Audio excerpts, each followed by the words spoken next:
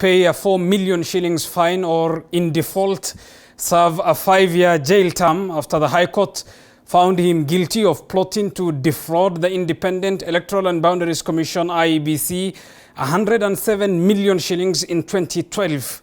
David Mudhoka has the details.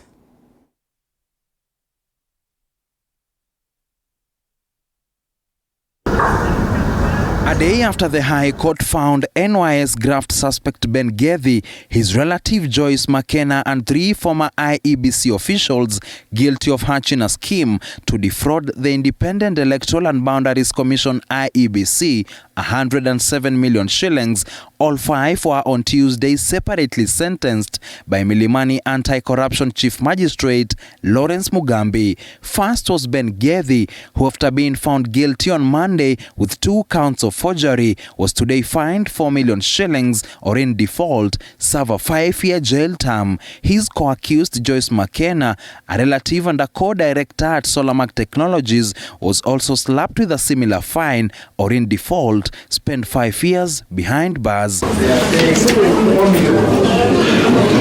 This as their company Solamac Technologies, which was at the center of the plot to regularly supply IEBC with solar lanterns, was fined 1 million shillings or alternatively a 1-year jail term, a brand that is said to be bore by both Gethi and McKenna. Although we did not reap the benefits of that criminal scheme, the fraud that was hatched targeted one of the most important events in this country.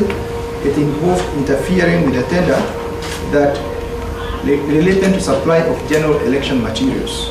The tender itself was worth millions of shillings. Such an offense, even though an uncustodial sentence is considered, it ought to attract significant punishment commensurate with the object of that crime.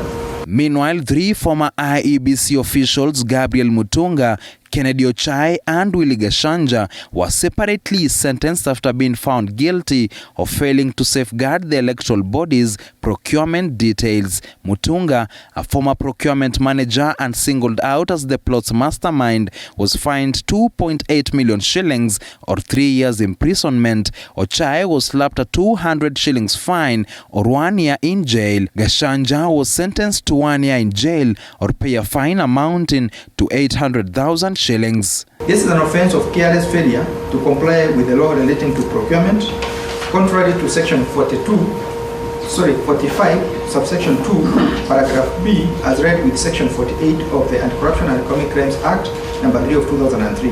Chief Magistrate Lawrence Mugambi described the accused as first offenders facing serious offences and would have defrauded the IEBC millions of shillings had they not been stopped in their tracks. The sentence has been welcomed by the Director of Public Prosecutions, Nudin Haji, who termed it as a big win in the war against graft. David Mudhoka, TV 47, Nairobi.